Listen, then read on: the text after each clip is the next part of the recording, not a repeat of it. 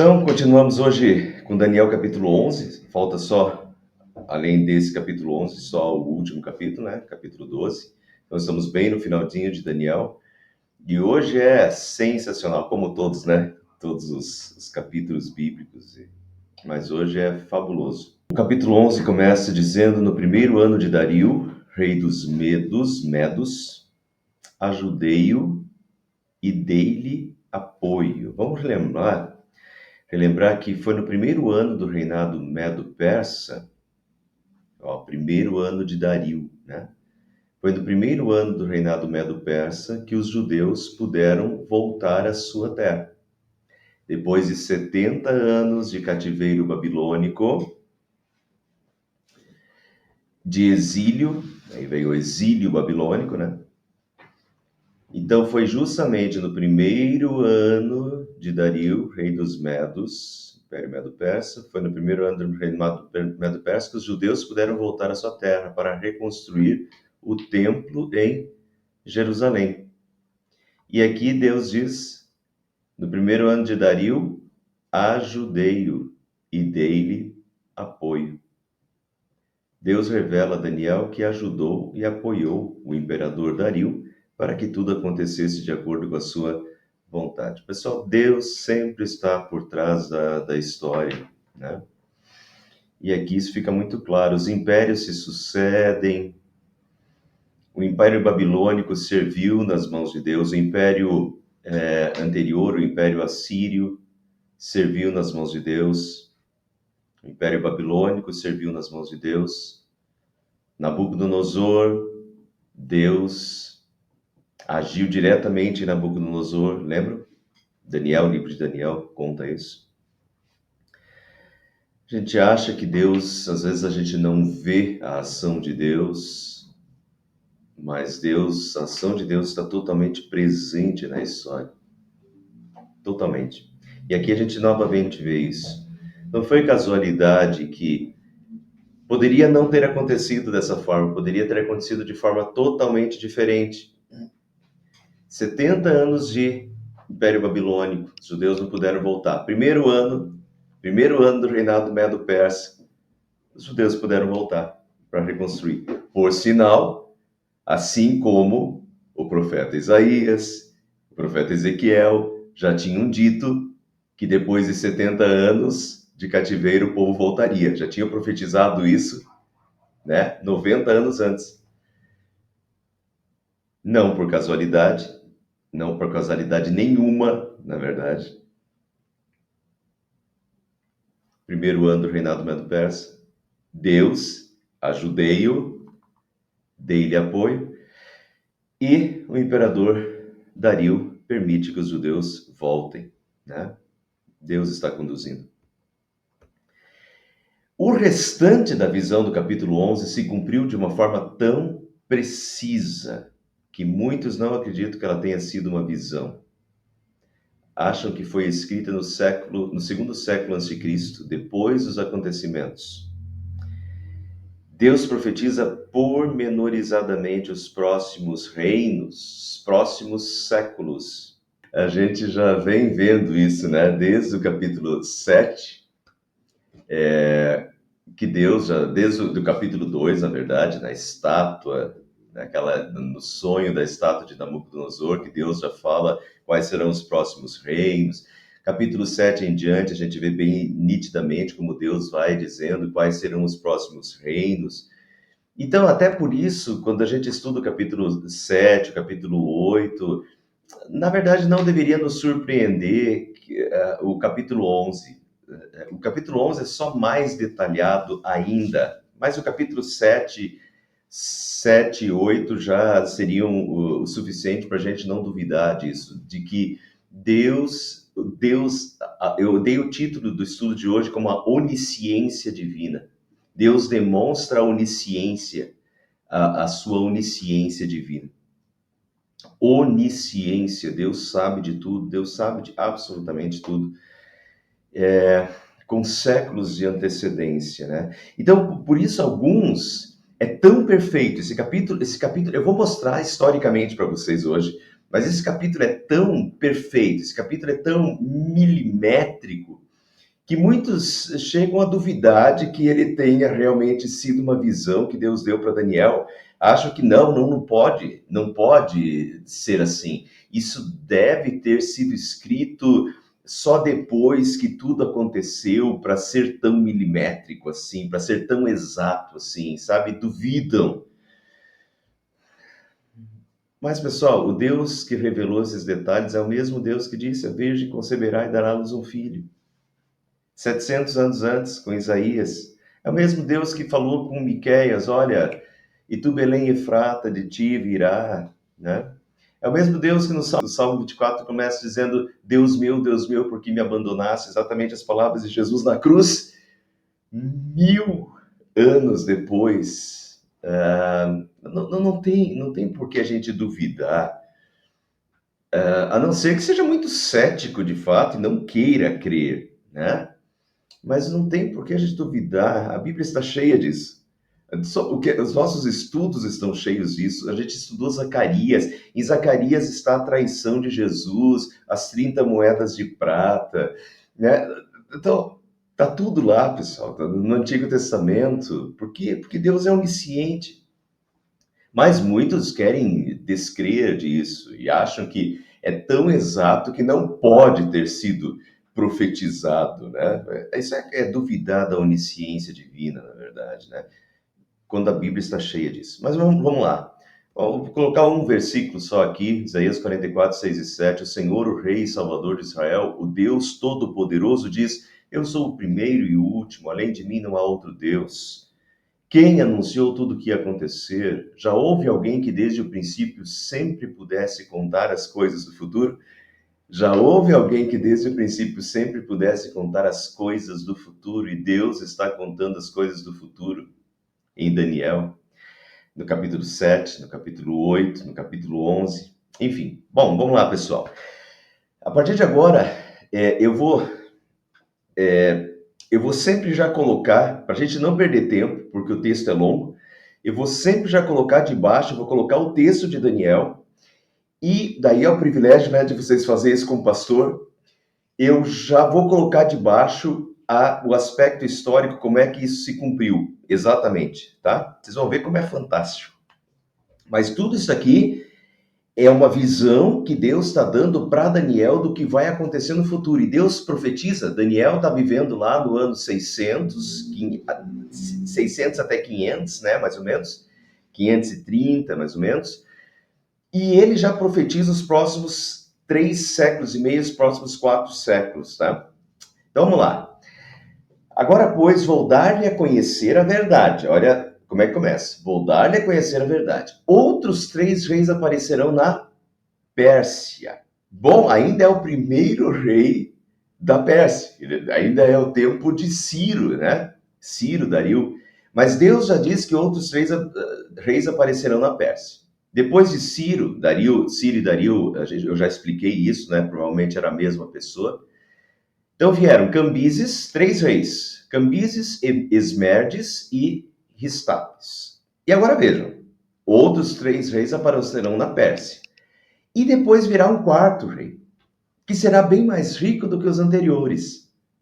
Depois de conquistar o poder com sua riqueza, instigará todos contra o reino da Grécia. Agora veja como é perfeito. O 4º rei foi justamente o rei Xerxes I, que governou de 486 a 464. Xerxes I era o marido de Esther.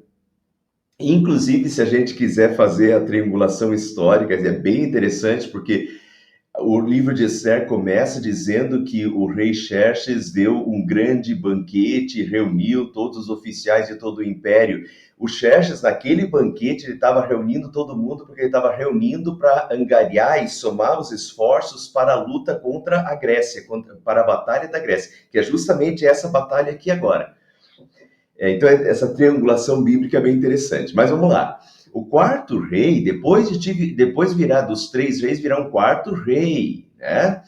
E que instigará todos contra o reino da Grécia, diz aqui. O 4º rei foi Xerxes. Xerxes I invadiu a Grécia, instigará todos contra o reino da Grécia, invadiu a Grécia, mas foi derrotado pelos gregos na batalha de Salamina, e com boa parte do exército morto, o Império Persa ficou enfraquecido, exatamente como Deus havia predito milimetricamente.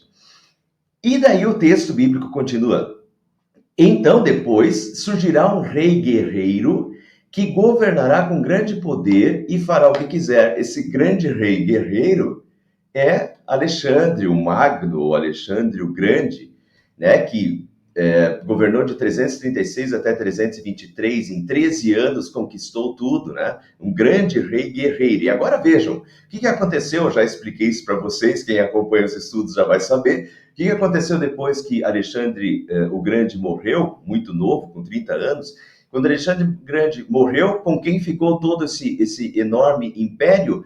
Surgirá um rei guerreiro que governará com grande poder e fará o que quiser. E daí a profecia diz, logo depois de estabelecido, o seu império se desfará, logo depois de estabelecido, em 13 anos depois, muito pouco, muito breve, 13 anos depois, Alexandre o Grande morreu, com 30 anos, inesperadamente, de uma doença, e o seu império se desfará e será repartido para os 4 ventos do céu.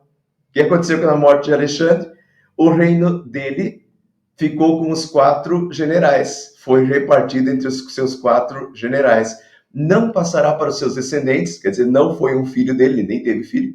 E o império não será poderoso como antes, não foi de fato depois de dividido, pois será desarraigado e entregue a outros. Foi entregue o reino de Alexandre o Grande, não passou para nenhum filho dele, bem como diz aqui, não passará para os seus descendentes, e será repartido para os 4 ventos do céu, para os 4 generais, Cassandro, Lisímaco, Seleuco e Ptolomeu. E aqui, pessoal, a partir daqui a gente vai se concentrar principalmente nesses dois aqui, Seleuco e Ptolomeu, porque é aqui que está a Terra Santa, aqui que está Jerusalém. Então, aqui que se concentra a atenção, né, do povo de Deus. O reino do sul, que é Ptolomeu, se tornará forte, mas um dos seus príncipes se tornará ainda mais forte que ele e governará o seu próprio reino com grande poder. Seleuco, aconteceu o seguinte, Seleuco perdeu por breve período o seu reinado e se tornou um príncipe nas terras de Ptolomeu. Ele pediu o asilo de Ptolomeu e se tornou um príncipe nas terras de Ptolomeu. Posteriormente, o Seleuco reconquistou o seu território e se tornou mais forte que o próprio Ptolomeu. Vejam a área de Seleuco, né? Então, quando Seleuco que se tornou um príncipe de Ptolomeu, mas quando retomou o império, ele se tornou ainda mais forte, governará com seu próprio reino com grande poder. A partir desse momento, as profecias se concentram nas dinastias de Ptolomeu e Seleuco, pois em suas terras vivia o povo de Israel, o povo de Deus, o povo de Israel. Então, olha aqui, ó. A partir de agora, a gente vai se concentrar. Seleuco é o reino do norte, Ptolomeu é o reino do sul. Israel está aqui, ó, mais ou menos aqui. Então, Deus concentra as visões de Daniel no que diz na guerra, na disputa territorial que vai acontecer entre esses dois, Seleuco e Ptolomeu, porque é ali que está a Terra Santa, é ali que está o povo de Deus. E aí vocês podem ver, pessoal, o interesse de Deus no seu povo. É ali que está o povo de Deus, é ali que está o interesse principal de Deus, né? É ali que Deus concentra os seus esforços. Então, nessa área aqui, Seleuco, reino do norte, e Ptolomeu, o reino do sul, né? Que as coisas vão se desenrolar, a profecia vai se desenrolar. De Ptolomeu, aqui eu vou dar uma aula de história para vocês gratuita, né? De Ptolomeu veio a dinastia ptolemaica, famosa dinastia ptolemaica, com sede no Egito, no sul, né? Com sede no Egito. De Seleuco veio a dinastia Seleucida, muito famosa também nesse período, com sede na Síria, no norte. Então, a capital era na Síria, né? E era chamado de Reino do Norte. A partir de agora, vocês vão ver bastante assim, o Reino do Norte atacou o Reino do Sul, o Reino do Sul atacou o Reino do Norte. De quem ele está falando? Reino do Sul é Ptolomeu, Reino do Norte, Seleuco, né? Síria, Norte, Egito, Sul, Ptolomeu, Seleuco, tá? Reino dinastia ptolemaica e dinastia seleucida. No decorrer do tempo, essas duas dinastias viviam em conflito, um conflito territorial. Então a profecia continua: depois de alguns anos, eles se tornarão aliados. A filha do rei do sul fará um tratado com o rei do norte. Pessoal, isso é profecia. E Deus profetiza até os casamentos. A filha do fulano de tal que vai ser dada em casamento para o ciclano. É por isso que muitos chegam a duvidar de que isso seja profecia, seja uma visão de Daniel. Não, isso não é possível. Isso deve ter sido escrito depois, porque é muito exato. De fato, é muito exato. Por volta de 250 a.C., Ptolomeu II, da dinastia ptolemaica no sul, fez um acordo com Antíoco II, da dinastia Seleucida no norte, enviando a sua filha Berenice para se casar com ele. É exatamente o que aconteceu. Depois de alguns anos, se tornaram aliados por casamento. A filha do rei do sul fará um tratado com o reino do norte. Mas ela, essa filha do reino do sul, não manterá o seu poder, nem ele conservará o dele. Naqueles dias ela será entregue à morte com sua escolta real e com o seu pai e com aquele que a apoiou. Acontece que Antíoco, né? Então, vamos voltar aqui, ó. O Ptolomeu do Egito deu a filha dele para o Antíoco II, né? A sua filha Berenice. Só que o Antíoco já era casado.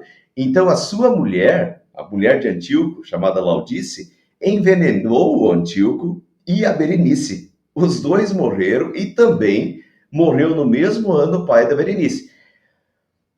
Nos livros de história, não diz que o pai da Berenice foi morto pela Laodice, mas pelo texto bíblico, naqueles dias ela será entregue à morte com a sua escolta real e com seu pai e com aquele que a apoiou, que é o Antíoco. Dá a impressão que a própria Laodice deu um jeito de matar o pai também da Berenice. Enfim, mas veja como é exata a profecia divina. E Deus continua: além da linhagem dela, se levantará para tomar-lhe o lugar, alguém da linhagem dela, da Berenice, se levantará para tomar-lhe o lugar, lá no Egito. Ele atacará as forças do reino do norte e invadirá sua fortaleza, lutará contra elas e será vitorioso. Alguém da linhagem dela, diz Deus. O que aconteceu historicamente? O irmão de Berenice, Ptolomeu III, do Egito, assumiu o reino do pai e decidiu vingar a morte da irmã. Invadiu o reino Seleucida e tomou a sua capital, Antioquia, ou seja, exatamente a profecia bíblica. Também tomará os deuses deles, diz a profecia, as suas imagens de metal e os seus utensílios valiosos de prata e de ouro e os levará para o Egito. O que aconteceu? Ptolomeu III, além de pegar deuses da Síria, resgatou também alguns deuses e utensílios valiosos que haviam sido saqueados séculos antes e estavam lá na Antioquia, na Síria, né? Por isso os egípcios o chamavam de Ptolomeu Evergetes, que quer dizer benfeitor, né? Porque ele trouxe os deuses de volta lá da Síria, que estavam lá desde 500 e pouco, né? E agora ele trouxe de volta os deuses e se tornou então o Ptolomeu Evergetes, o benfeitor do Egito. Por alguns anos, diz Deus, ele deixará o rei do norte em paz. Então o rei do norte invadirá as terras do rei do sul, mas terá que se retirar para sua própria terra. Seus filhos se prepararão para a guerra e reunirão um grande exército que avançará como uma inundação irresistível e levará os combates até a fortaleza do rei do sul. Historicamente, o que aconteceu? Os filhos de Seleuco II, então o rei do norte invadirá a terra, matará seus filhos, diz aqui, seus filhos se prepararão. Os filhos de Seleuco II continuaram os conflitos com os Ptolomeus. Principalmente o seu filho Antíoco III conseguiu várias vitórias em solo Ptolomeu e chegou levará os combates até a fortaleza do rei do sul. Chegou até a fortaleza de Ráfia, em Gaza, na Palestina. Exatamente, de novo, o cumprimento da profecia, né? Literalmente. E Deus continua: em face disso, o rei do sul marchará furioso para combater o rei do norte, que o enfrentará com um enorme exército, mas apesar disso, será derrotado. Quando o exército for vencido, o rei do sul se encherá de orgulho e matará milhares. O que aconteceu historicamente? Ptolomeu IV, rei do sul, reagiu rapidamente, porque o Antíoco III tinha vindo até a fortaleza de Ráfia.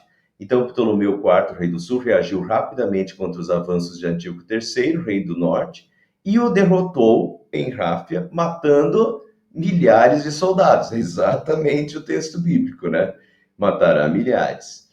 Mas o seu triunfo, diz Deus, será breve, pois o rei do norte reunirá outro exército, maior que o primeiro.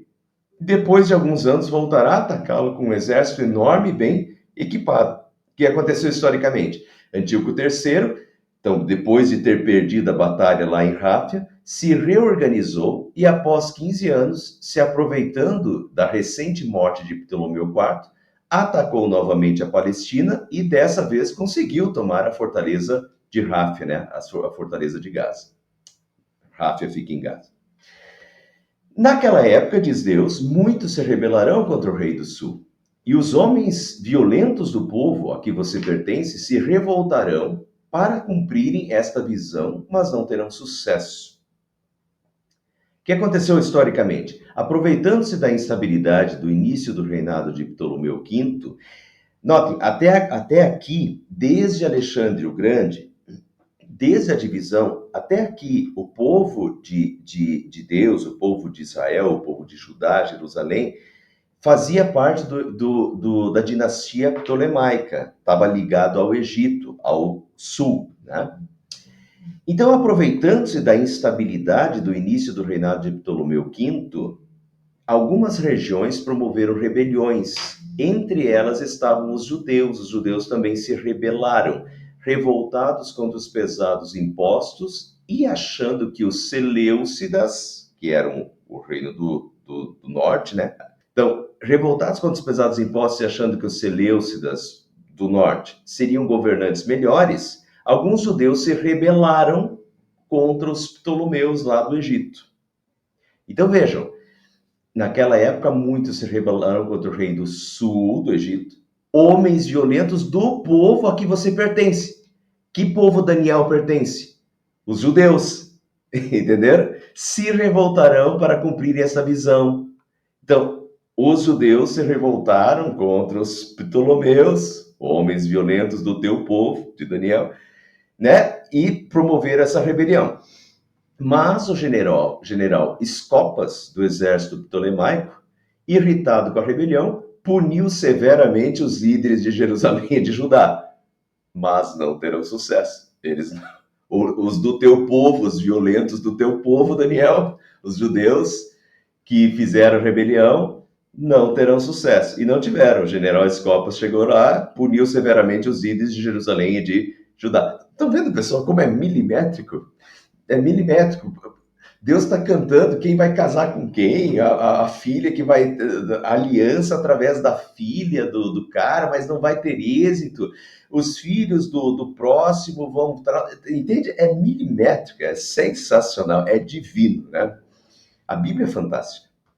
É aí que tá, pessoal. Quando o pessoal não acredita na Bíblia, mas Bíblia, será que a Bíblia é livro de Deus? Poxa, é porque não lê, é porque não estuda. Porque quanto mais você estuda, mais você se encanta, mais você dobra os joelhos e diz: Deus é fantástico, Deus é fantástico, Deus é onisciente, né? Continuando, então o rei do norte virá. Olha aqui, profecia, construirá rampas de cerco e conquistará uma cidade fortificada. As forças do sul, olha o nível de detalhes, construirá rampas de cerco, conquistará uma cidade fortificada. As forças do sul serão incapazes de resistir. Mesmo as suas melhores tropas não terão forças para resistir. O invasor fará o que bem entender, ninguém conseguirá detê-lo. O que aconteceu? Antíoco III, rei Seleucida do Norte, lutou contra o general Escopas e o derrotou em Panias, que é Cesareia de Filipe, depois na época do Novo Testamento, a Cesareia de Filipe, só para vocês terem uma noção de geográfica. Dessa forma, Antíoco III tomou o controle da Palestina, que incluía Jerusalém, a chamada Terra Magnífica. Então, a partir desse momento, o reino do norte, reino Seleucida, Antíoco III, toma a Palestina e toma, então, a Terra Santa, Jerusalém, que é chamada de a Terra Magnífica. Não só nesse capítulo, é chamado também no capítulo 8, a Terra Magnífica. Então vejam agora, o que vai acontecer? Ele se instalará na Terra Magnífica, ou seja, olha aqui, Seleuco, tá vendo aqui, tá bem pequenininho aqui embaixo, ó, Reino Seleucida em 194 a.C., depois das conquistas de Antíoco III o Grande, tá?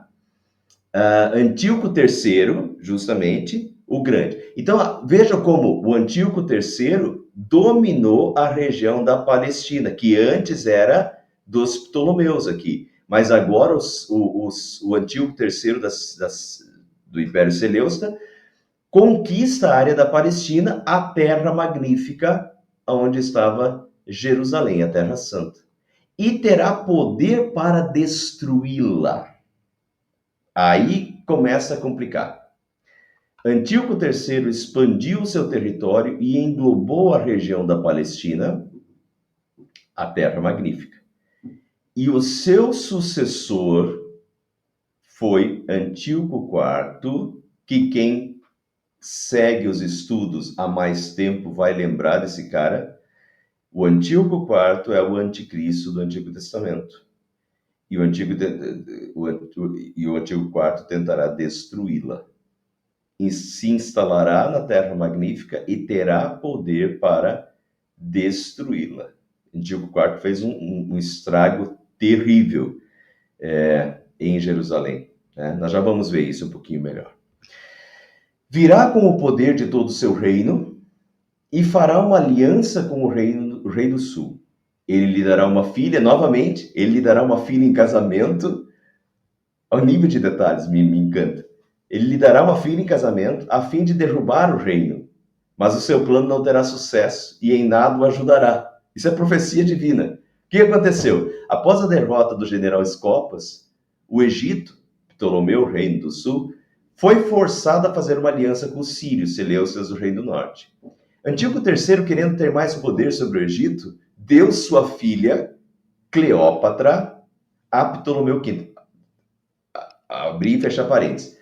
Essa Cleópatra aqui não é a Cleópatra famosa ainda, tá? A Cleópatra famosa, ela vai ser esposa de Júlio César, só lá em 63 a.C., é uns cento e poucos anos depois. A propósito, tiveram várias Cleópatras aí, rainhas na história, tá?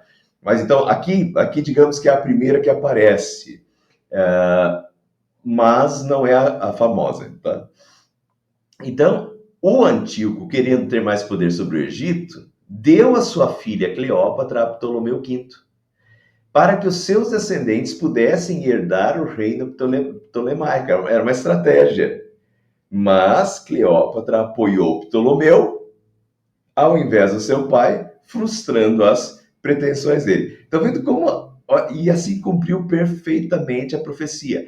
Ele lhe dará uma filha em casamento, a fim de derrubar o reino, foi o que o Antíoco fez, mas o seu plano não terá sucesso, porque a Cleópatra apoiou Ptolomeu e em nada o ajudará, frustrando as pretensões dele. É fenomenal, né? Deus fala e as coisas acontecem. Na verdade, Deus prevê tudo isso. É como se Deus visse. Entendam bem, não existe isso, mas é como se Deus estivesse vendo na bola de cristal lá os acontecimentos futuros, né? E já vendo claramente. É como se hoje a gente estivesse diante da nossa frente um telão, que a gente pudesse ver o futuro daqui 300 anos no telão e nos menores detalhes, nitidamente, e daí a gente escrevesse, deixasse escrito o que vai acontecer daqui 300, 400, 500 anos. É mais ou menos isso. Para Deus é mais ou menos isso que acontece. Deus vê nitidamente, claramente, detalhadamente. a filha do fulano de tal vai casar lá, vai ser dada em casamento, mas o plano não vai dar certo. Ele entende? É fenomenal. E Deus continua, então ele voltará, o Antíoco III, né? Ele voltará a atenção para as regiões costeiras, e se apossará de muitas delas. Mas um comandante reagirá com arrogância, a arrogância dele, e lhe dará fim. Depois disso, ele se dirigirá para as fortalezas da sua própria terra, mas tropeçará e cairá para nunca mais aparecer. Aqui é o Antíoco III. O que aconteceu? É fenomenal de novo o nível de detalhes. Ele voltará a atenção para as regiões costeiras. Em outras traduções diz para as regiões litorâneas. Veja o que aconteceu. Antíoco III voltou a sua atenção para a região litorânea da Ásia Menor, onde depois vão ter as 7 igrejas do Apocalipse, né? E para a Grécia, que também é banhada por mar de todos os lados. As ilhas gregas são famosas, né? Então, justamente, o Antíoco voltou a sua atenção para a região litorânea. Exatamente o que Deus disse que ia acontecer. Ele voltará a atenção para as regiões costeiras, litorâneas. Se apossará muitas delas. Mas foi derrotado pelas tropas romanas e gregas, perdeu territórios e grande parte do seu exército. E ao voltar para sua terra, tentou saquear um templo de Zeus para pagar o alto imposto romano, porque Roma estava apoiando a Grécia, e foi morto por uma multidão enfurecida. Então aconteceu exatamente isso. Depois ele se dirigirá para as fortalezas da sua própria terra, mas tropeçará e cairá para nunca mais aparecer. E o Antíoco morreu bem desse jeito aqui, né? Voltou para a terra, mas foi lá roubar o templo de Zeus e foi linchado. O próprio rei foi linchado pelo seu próprio povo, né? Pela multidão enfurecida.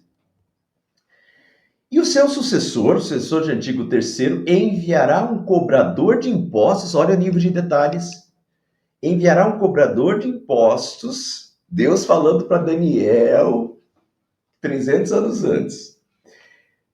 O sucessor desse rei, que é o Antíoco III, enviará um cobrador de impostos para manter o esplendor real. Contudo, em poucos anos ele será destruído, sem necessidade de ira nem de combate. O que aconteceu? O Seleuco IV, foi o filho de Antíoco, era o filho de Antíoco III. Ele enviou Heliodoro, um cobrador de impostos, para recolher dinheiro necessário para pagar o imposto anual de Roma.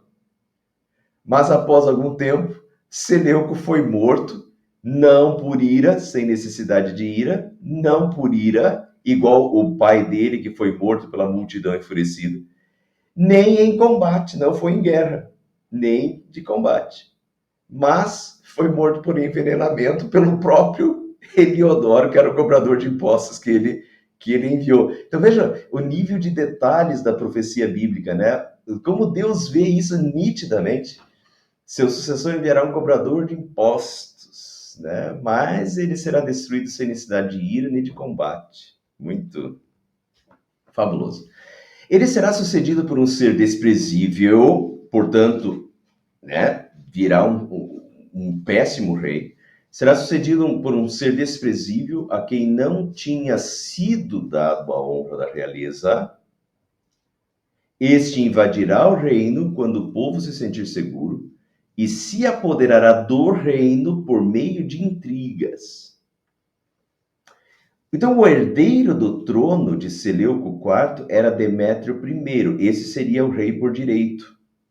Mas, como Demétrio I estava preso em Roma, Antíoco IV, o problemático lá, o anticristo do Antigo Testamento, um ser desprezível, né? Um ser desprezível, Antíoco IV, pagou, por meio de intrigas, se apoderará, pagou para receber o apoio de pessoas importantes e conseguiu chegar ao trono por meio de intrigas, se apoderará do reino por meio de intrigas, certo? Antíoco IV se autodenominava de Epifanes. ele se achava a epifania, a manifestação de Zeus na Terra, a arrogância dele. Mas o povo lhe chamava de Epimanes. Ele se denominava Epifanes, a manifestação de Zeus. O povo lhe chamava de Epimanes, que quer dizer louco. O cara era louco. Antíoco IV é o pequeno chifre do capítulo 8. Né? Se vocês lembrarem do capítulo 8, são 10 chifres, e daí nasce um pequeno chifre, e esse pequeno chifre assume o poder. E é justamente o Antíoco IV, que é o anticristo do Antigo Testamento. Né? Então, aqui, o capítulo 8 tem alguns detalhes, o capítulo 11 tem outros detalhes, e somando você tem uma figura até um pouquinho mais total, geral, do quadro, né, desse anticristo. E Deus continua dizendo, então um exército avassalador será arrasado diante dele. Tanto o exército como um príncipe da aliança serão destruídos. Depois de um acordo feito com ele, agirá traiçoeiramente e com apenas um pequeno grupo chegará ao poder. Ptolomeu VI levantou-se contra Antíoco IV, mas foi derrotado e preso. Mais tarde, Ptolomeu VI fez uma aliança, aqui ó, tanto o exército como o príncipe da aliança. Ptolomeu VI fez uma aliança com Antíoco IV para reaver o seu trono no Egito, que havia sido ocupado pelo seu irmão. Antíoco IV o apoiou, mas tão logo ele ocupou novamente o trono, agirá traiçoeiramente. Tão logo ocupou novamente o trono, agiu traiçoeiramente e quebrou a aliança com Antíoco IV. Então, de novo, literalmente o que Deus tinha predito. Quando as províncias mais ricas se sentirem seguras, ele as invadirá e realizará o que nem seus pais nem seus antepassados conseguiram. Distribuirá despojos, saques e riquezas entre seus seguidores. Ele tramará a tomada das fortalezas, mas só por algum tempo. Então, Antíoco IV, depois que foi traído lá na sua aliança com o... Como é que era o nome do cara? Ptolomeu VI, né? Então, Antíoco IV retalhou e saqueou alguns dos lugares mais férteis do Egito.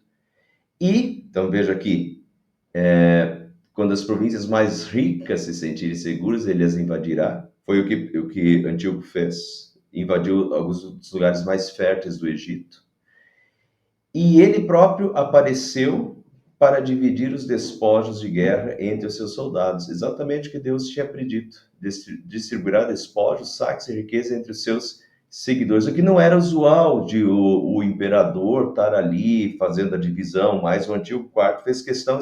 Então, tudo, pessoal, veja que isso aí eu estou dando um aspecto histórico para vocês. Como, historicamente, a gente sabe pelos detalhes históricos escritos, os livros de história, essas coisas. E o que a gente sabe dos livros de história cumpre exatamente as profecias que Deus tinha, né? Deus tinha cantado a bola para Daniel lá 400 anos antes do que aconteceria.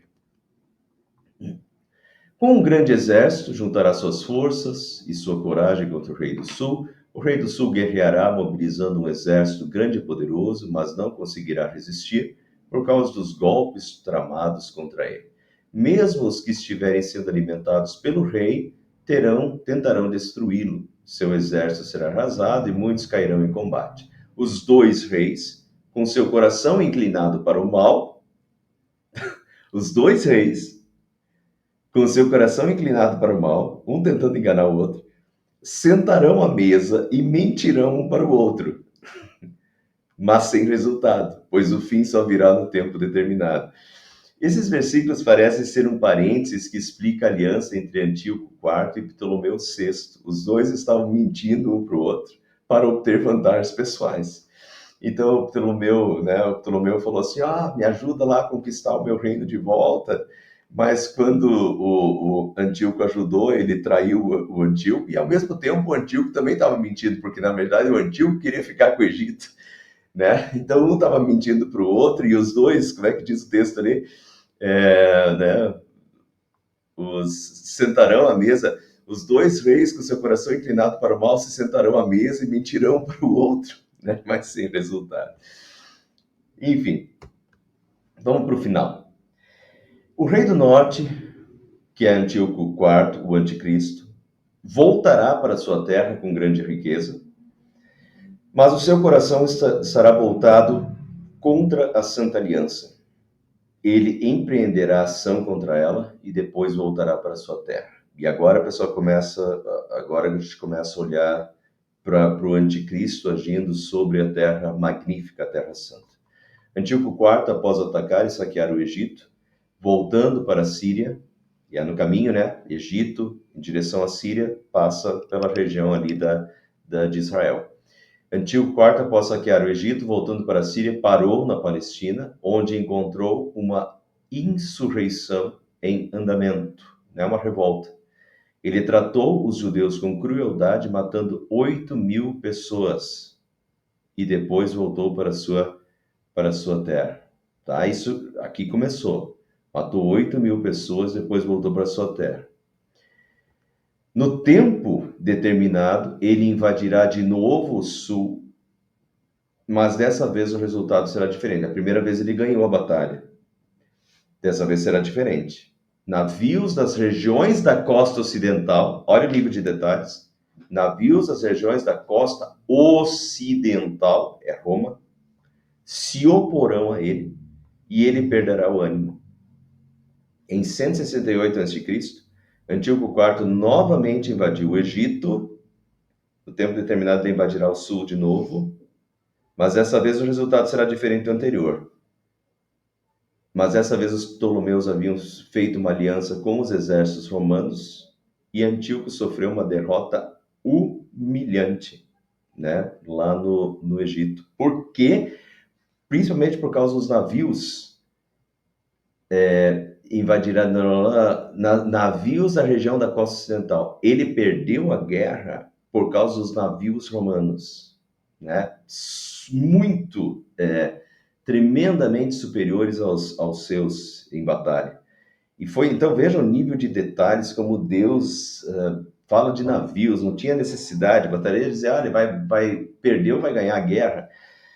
Mas Deus vai dando esse nível de detalhes, a filha desse vai casar com o cara lá, mas não vai ser bem sucedido, os navios, o cara vai atacar lá costas, regiões litorâneas, né? Aqui ele diz que os navios da região costa ocidental se oporão a ele, justamente os navios romanos se aliaram aos Ptolomeus, ao Egito e derrotaram o Antíoco IV. O nível de detalhes é fabuloso e é divino, né?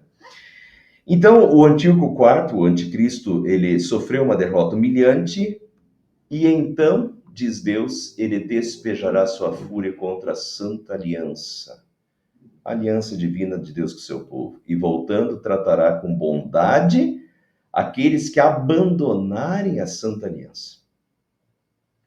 Então, voltando derrotado do Egito, Antíoco concentrou sua fúria nos judeus. Ele queria helenizar. O que é helenizar? Helenizar vem de Heleno, era grego, né? Então, ele queria helenizar, ele queria impor os costumes e a religião grega, forçadamente a toda a região, né? Então, ele queria helenizar, que todos tivessem os costumes e a religião grega. E impôs isso a todas as regiões. E impôs isso para os judeus também. Incentivava e recompensava, dizendo aqui, voltando, tratará com bondade aqueles que abandonarem a Santa Aliança. E o Antíoco incentivava e recompensava todos aqueles que apoiavam suas políticas helenistas e tentava sufocar a todo custo a religiosidade judaica. Aqui começa, para quem não viu e até para quem viu, eu fiz uma série do período intertestamentário. Esse período aqui todo é o período intertestamentário, tá?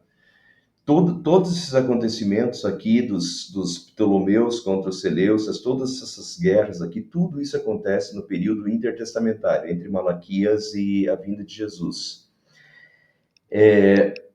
E essa questão aqui de que, voltando, tratará com bondade aqueles que abandonarem a Santa Aliança, quem foram alguns que cederam, que se helenizaram? Os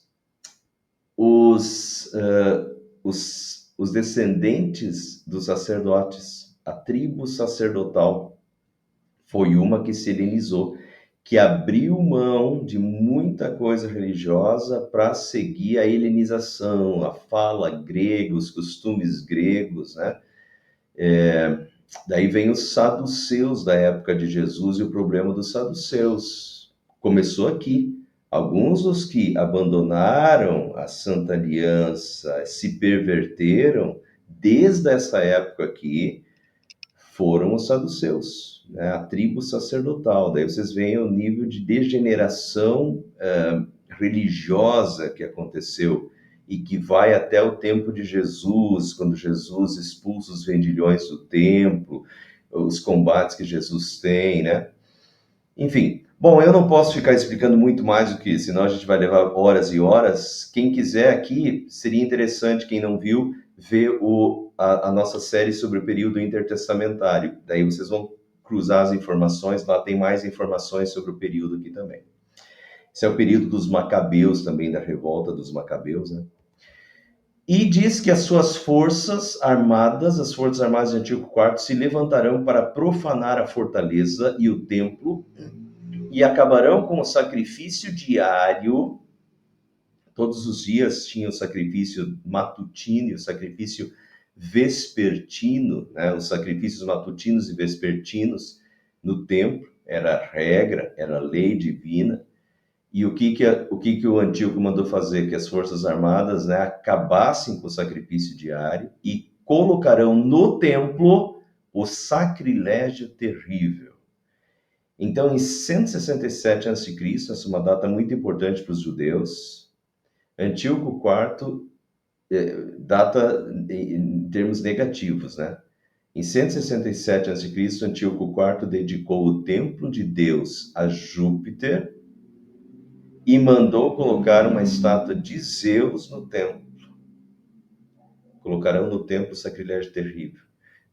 Mandou colocar uma estátua de Zeus no templo.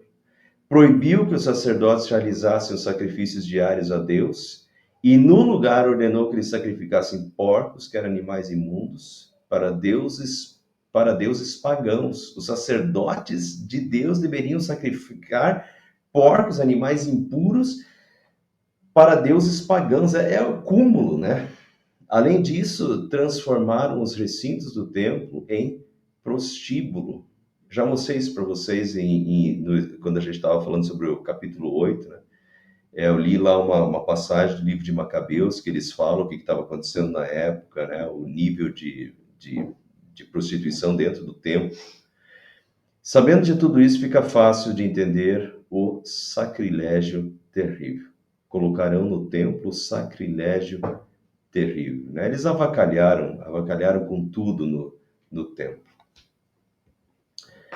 Jesus também falou desse sacrilégio terrível mencionado por Daniel em Mateus 24:15, quando Jesus está falando dos tempos do fim. Jesus diz assim: quando vocês virem o sacrilégio terrível do qual falou o profeta Daniel. Vejam que aqui, pessoal, Jesus está confirmando as visões de Daniel.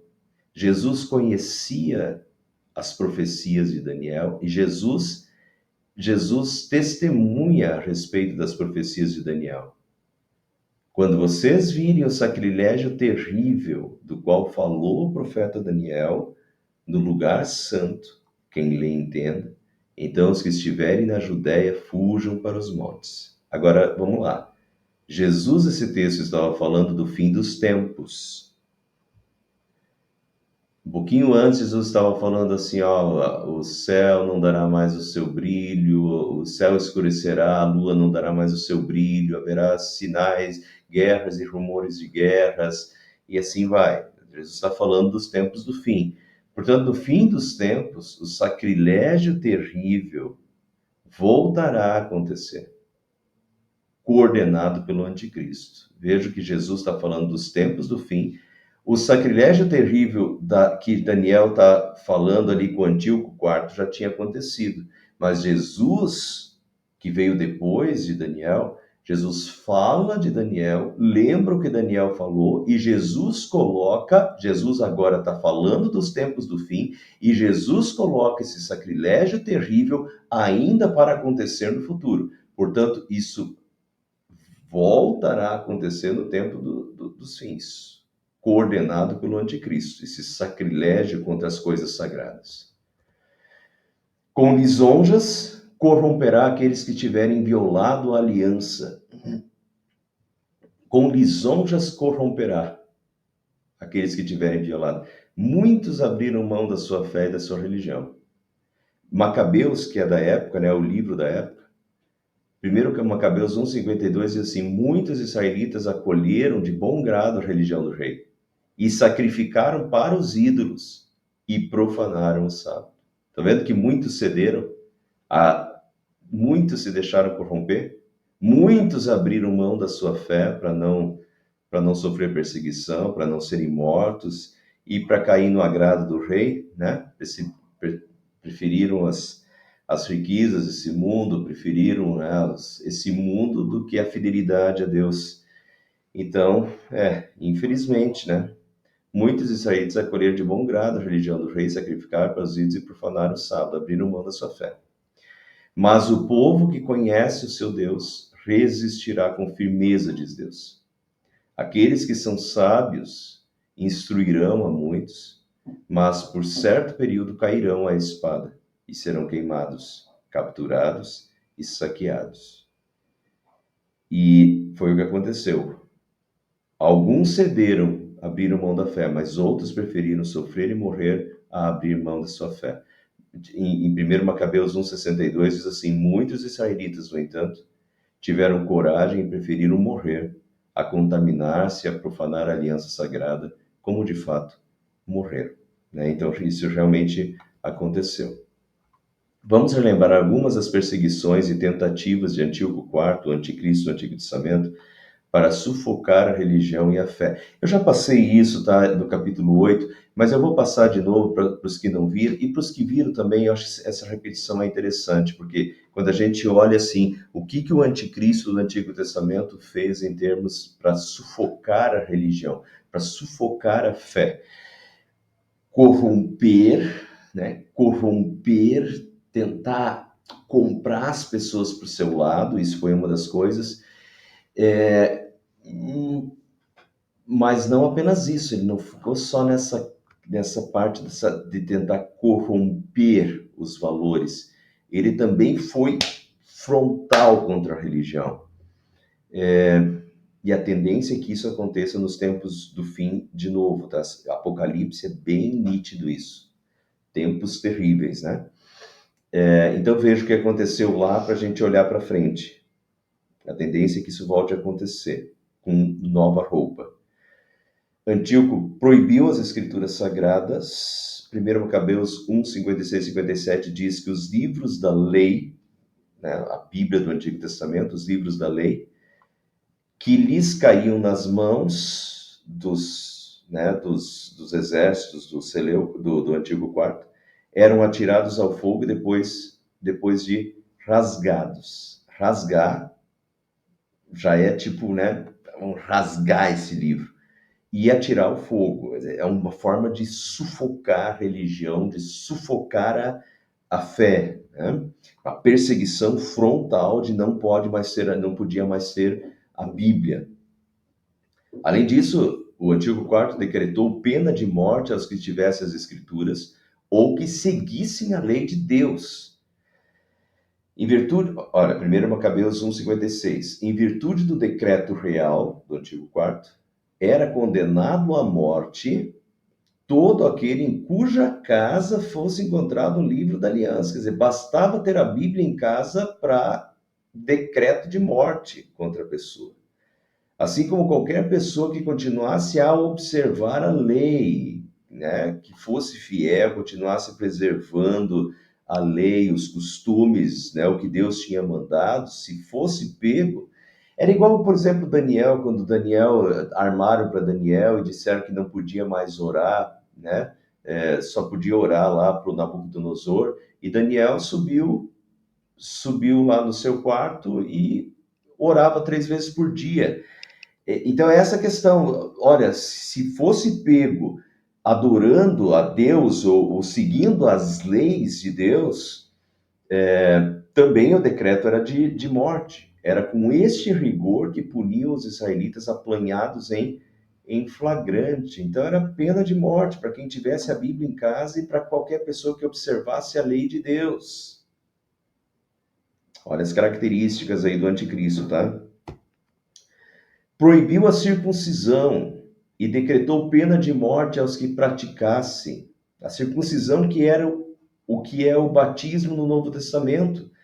O batismo do Novo Testamento era a circuncisão do Antigo Testamento. Então, seria hoje igual proibir o batismo. As mulheres que faziam circuncidar os filhos por força do edito, né, do Antigo Quarto, eram levadas à morte, com os filhinhos suspensos ao pescoço. Eram também executados os membros da família em quem tivesse...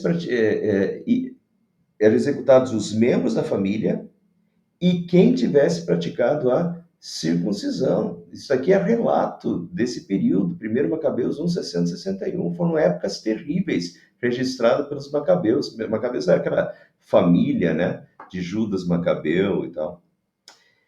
Enfim, olha, não podia circuncidar. Pena de morte para quem circuncidasse, para quem batizasse hoje.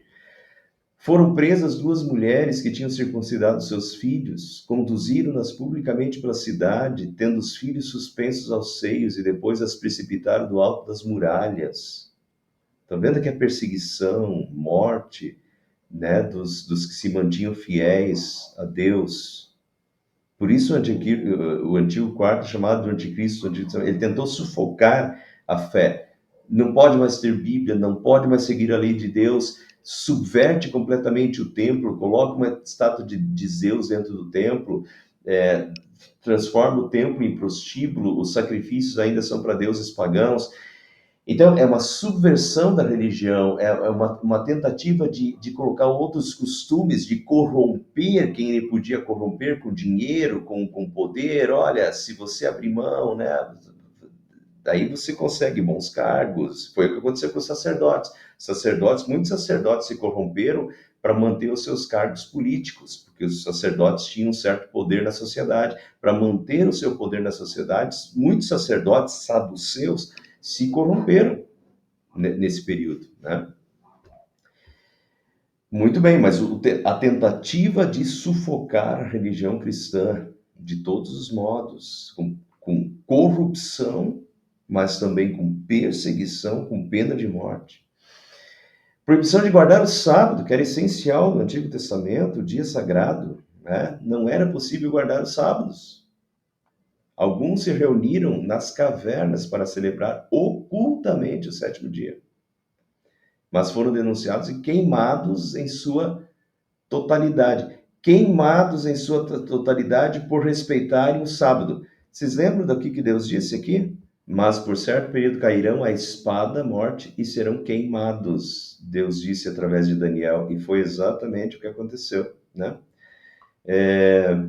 Denunciados, queimados, alguns mortos, né, e outros queimados em sua totalidade por guardar o sábado, por seguir a lei de Deus. Então, o tamanho grau de perseguição que você não pode nem respeitar a lei divina, nem se dizer cristão, nem respeitar a lei de Deus, nem seguir a Deus, nem batizar os teus filhos. Olha o grau de perseguição.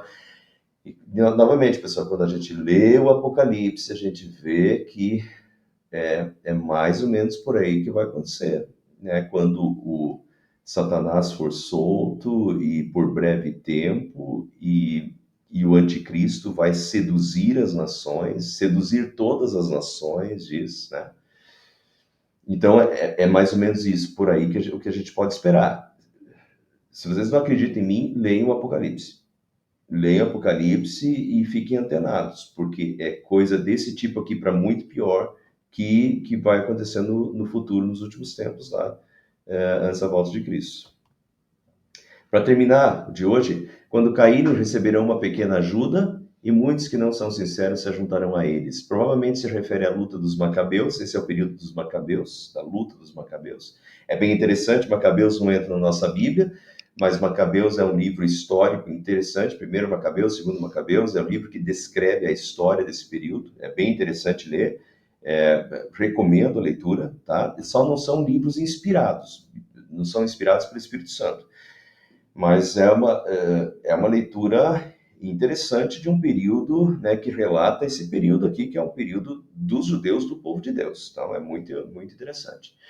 Então, provavelmente se refere, uma pequena ajuda, se refere à luta dos Macabeus contra Antíoco IV, e há muitos que aderiram à revolta dos Macabeus por conveniência. Muitos que não são sinceros se juntarão a eles. Muitos aderiram à revolta por conveniência e não por fé.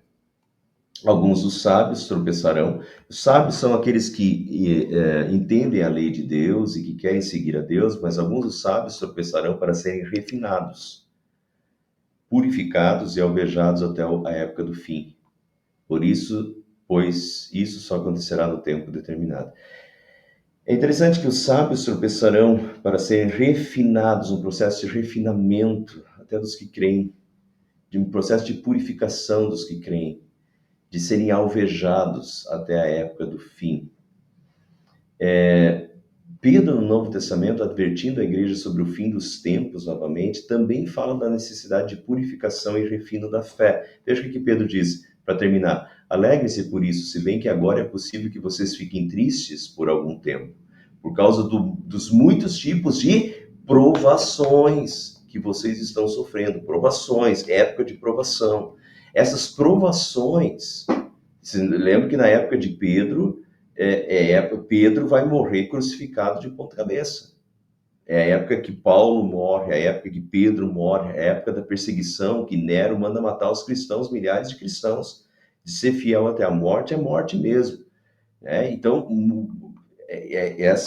muitos tipos de provações estão sofrendo. Essas provações são para mostrar refinamento da fé, purificação da fé. Essas provações que vêm são para mostrar que a fé que vocês têm é verdadeira. É na provação que você mostra que a tua fé é verdadeira. Pois até o ouro que pode ser destruído é provado pelo fogo. Da mesma maneira, a fé que vocês têm, que vale muito mais do que o ouro puro, precisa ser provada para que continue firme. E assim vocês receberão aprovação, glória e honra no dia em que Jesus Cristo for revelado, na volta de Cristo. E o capítulo 4, ele também diz, amados, não estranhem esse fogo, né, essa perseguição que surge no meio de vocês, destinado a pô-los à prova, como se alguma coisa extraordinária estivesse acontecendo. Pelo contrário, alegrem-se na medida em que vocês são co-participantes dos sofrimentos de Cristo, para que também na revelação da sua glória vocês se alegrem exultando. Se são insultados por causa do nome de Cristo, vocês são bem-aventurados, porque o Espírito da glória, que é o Espírito de Deus, repousa sobre vocês. É uma outra ótica da perseguição, uma outra ótica do sofrimento por causa de Cristo. Esses sofrimentos são provações que purificam a fé, né? Muito bem, esse capítulo foi bem longo e denso também, né? Muita coisa histórica. Eu não terminei o capítulo, mas foi proposital, porque eu quero juntar o final com o capítulo 12, tem tudo a ver, tá? Então isso fica para a semana que vem. Semana que vem, então, a gente encerra o livro de Daniel. O capítulo 12 é bem interessante, porque vai, de novo, fazer triangulações com o Apocalipse, com a volta de Cristo.